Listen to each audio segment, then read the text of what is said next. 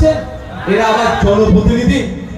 লজ্জা লাগে এই সমস্ত জনপ্রতিনিধিদেরকে। অভিযোগ এটা বিএসএফ এর নকল ড্রেস পরে অর্থাৎ ফার্জি বিএসএফ সাজে এসে মহিলাদের উপর অত্যাচার করেছে। এর জবাব কে দেবে? এর জবাব তো রাষ্ট্র সরকারকে দিতে হবে। এর জবাব মমতা ব্যানার্জিকে দিতে হবে। আর মমতা ব্যানার্জির যারা প্রতিনিধি আছে তাদেরকে দিতে হবে যে 17 জনকে যারা গুলিবিদ্ধ করলো তাদের বিচার কোথায়? জামিন রাজ্যের মুখ্যমন্ত্রী, তিনি পুলিশ মন্ত্রী, তিনি করেছেন? করেননি। কারণ গুলি খেয়েছে কারা? ভোটাররা। মানুষ তো গুলি খায়নি। আগে উত্তর দিতে হবে, তারপরে ভোট চাইবে। এটা বলছি বলে আপনি আমাকে ভোট দেবেন একবারের জন্য নয়। আমি এটা বলছি বলে আপনি আমাকে ভোট দেন একবারের জন্য বলবো না। ভালো লাগলে দেবেন, না লাগলে দেবেন না। পুলিশের গুলিতে সেনানি ছুটিতে মারা গেছিল, তাকে নিয়ে চর্চা হচ্ছে না কেন? 13টি ছেলে গুলিবিদ্ধ হয়ে অর্থের অভাবে এখন ঠিকঠাক চিকিৎসা পর্যন্ত পাচ্ছে না। 17টি ছেলে সম্ভবত অর্থের অভাবে এখন ঠিকঠাক চিকিৎসা পাচ্ছে না। তা নিয়ে কোনো উচ্চবাচ্য আছে? এরা আবার জনপ্রতিনিধি। লজ্জা লাগে এই সমস্ত জনপ্রতিনিধিদেরকে। অভিযোগ এটা বিএসএফ এর নকল ড্রেস পরে অর্থাৎ ফার্জি বিএসএফ সাজে এসে মহিলাদের উপর অত্যাচার করেছে। এর জবাব কে দেবে? এর জবাব তো রাষ্ট্র সরকারকে দিতে হবে। এর জবাব মমতা ব্যানার্জিকে দিতে হবে। আর মমতা ব্যানার্জির যারা প্রতিনিধি আছে তাদেরকে দিতে হবে যে 17 জনকে যারা গুলিবিদ্ধ করলো তাদের বিচার কোথায়? জামিন আমি আমার সাথে যোগাযোগ করবেন, সেটা নিয়ে কথা বলছি। অনেকে আপনার ভগ্নিপতি শুধু নয়, আপনার ভগ্নিপতি আমার ভাই, আর নির্দোষ যারা তারাও আমার ভাই। আমি আমার ভাইয়ের জন্য লড়াই করি, এটা মাথায় রাখবেন। আমি কাগজপত্র অলরেডি চেয়েছি। আমি জামিনের জন্য লড়াই করবো, আইনগত লড়াই আমি চেয়েছি। তবে হ্যাঁ, যারা অন্যায় করেছে তারা বেশি কি করে শাস্তি হয় তারও আমি কথা বলবো। আমি অন্যায়কারী করতে পারবো না। আচ্ছা, সেটা কোর্টে প্রমাণ হবে। কি বলছি বন্ধুগণ, বুঝতে পেরেছেন? তাহলে যে 17 জনকে গুলি করলো, কারা গুলি করলো এটা তদন্ত করতে হবে না? তাহলে আগামী দিনে গ্রামে যদি রাত ঢুকে পুলিশ ঢুকে করবেন না? অনুরোধ করছি, আমি এটা প্রসঙ্গ করে বলছি, যদি বেঁধে পারেন বলেন। আসল পুলিশ কি নকল পুলিশ জানবে কি করে? এই বিচারটা কে করবে? তদন্তটা কে করবে? মমতা ব্যানার্জি রাজ্যের মুখ্যমন্ত্রী, তিনি পুলিশ মন্ত্রী, তিনি করেছেন? করেননি। কারণ গুলি খেয়েছে কারা? ভোটাররা।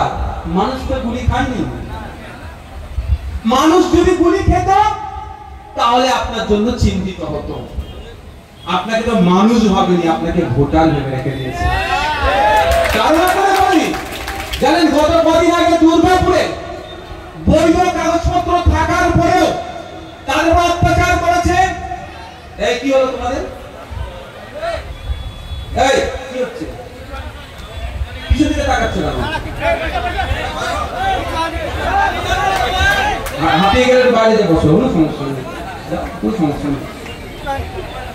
আমার 10টা লোক থাকলে যেভাবে বক্তব্য দিই, আর 5000 লোক থাকলে আমি সেভাবে বক্তব্য দিই।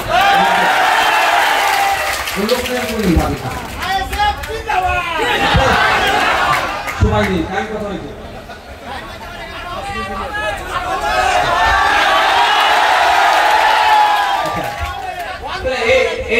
এটার বিচার কে করবে? পুলিশ মন্ত্রী। এখনো করেছে?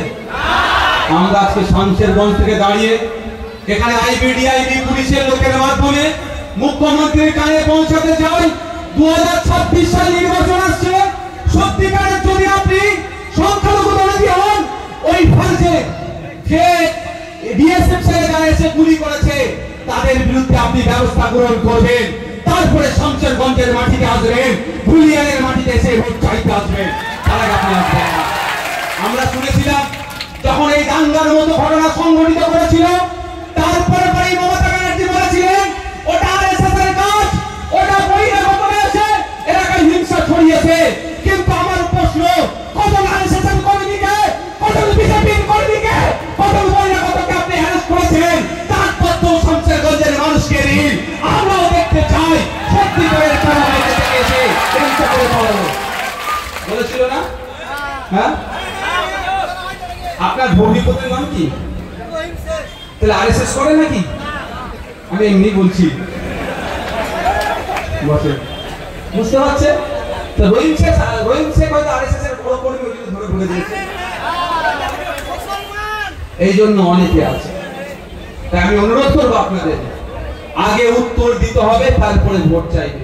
এটা বলছি বলে আপনি আমাকে ভোট দেবেন একবারের জন্য না। আমি এটা বলছি বলে আপনি আমাকে ভোট দেন একবারের জন্য বলবো না। ভালো লাগলে দেবেন, না লাগলে দেবেন না, সমালোচনা করবেন, কোনো আমার সমস্যা নেই, কিন্তু হক কথা বলতে হবে। আপনারা 2011 সালে বলুন, 21 সালে বলুন তো কেন তৃণমূলকে ভোটটা দিয়েছেন? এখানে যারা বসে আছে 95% মানুষ 2021-এ তৃণমূলকে ভোট দিয়েছিল। বলেছেন কি? কেন ভোট দিয়েছিলেন? বিজেপির অত্যাচারের হাত থেকে বাঁচার জন্য। সারা পশ্চিমবাংলার সংখ্যালঘু থেকে সংবিধান প্রেমী মানুষেরা, ধর্মনিরপেক্ষতায় যারা বিশ্বাসী, যারা চায় বিজেপির হিংসাকে বন্ধ করতে, তারা একজোট হয়ে তৃণমূলকে জন্যই ভোটটা দিয়েছিল যে উত্তরপ্রদেশের মতো অবস্থা পশ্চিমবাংলায় না হয়, হরিয়ানার মতো অবস্থা পশ্চিমবাংলায় না হয়, গুজরাটের মতো অবস্থা পশ্চিমবাংলায় না হয়। আর আজকে আমরা দেখছি উত্তরপ্রদেশে যেটা হচ্ছে পশ্চিমবাংলায় সেটা হচ্ছে, হরিয়ানায় যেটা হচ্ছে পশ্চিমবাংলায় সেটা হচ্ছে, গুজরাটে যেটা হচ্ছে পশ্চিমবাংলায় সেটা হচ্ছে, অসমে যেটা হচ্ছে পশ্চিমবাংলায় সেটা হচ্ছে। তাহলে আমার ভোটটা দিয়ে লাভটা হলো কি ভাই? যদি আমি রিনিয়ার দেবো না, কিন্তু লাভটা কি হলো আপনাদের? আপনারা ভোট দিয়েছেন বিজেপিকে আটকাতে। সমস্যা এখানে, আপনাদের ভোটটা দেওয়া দরকার ছিল এই রোগটাকে নির্মূল করতে। রোগটাকে আগে নির্মূল করতে হবে। বিজেপি তৃণমূলটা ব্যাপার নয়, রোগটা হচ্ছে ব্যাপার। সব পাখি মাছ খায় আর মাছরাঙার দোষ হয়। এখন বিজেপি দেখানো হচ্ছে, বিজেপি তো অবশ্যই চরম সাম্প্রদায়িক রাজনীতি করছে, হিন্দু মুসলমানের মধ্যে বিভেদ লাগানোর চেষ্টা করছে। আর আমরা হিন্দু মুসলমান নির্বিশেষে বিজেপির বিরুদ্ধে আমরা একসাথে লড়াই করবো বিজেপির বিরুদ্ধে। কিন্তু আর যারা সাম্প্রদায়িক রাজনীতি করছে তলে তলে, সেগুলো দেখবেন না। উত্তরপ্রদেশে সাম্বাল মসজিদের সার্ভেকে কেন্দ্র করে উত্তরপ্রদেশ পুলিশ 4 থেকে 5টি মুসলিম যুবককে খুন করেছিল। আপনার এখানে পাড়ার ইমাম সাহেব সেটা নিয়ে শুক্রবারে কত সুন্দর বয়ান দিয়েছিল বলুন তো। উত্তরপ্রদেশ বিজেপির বিরুদ্ধে দেওয়া দরকার।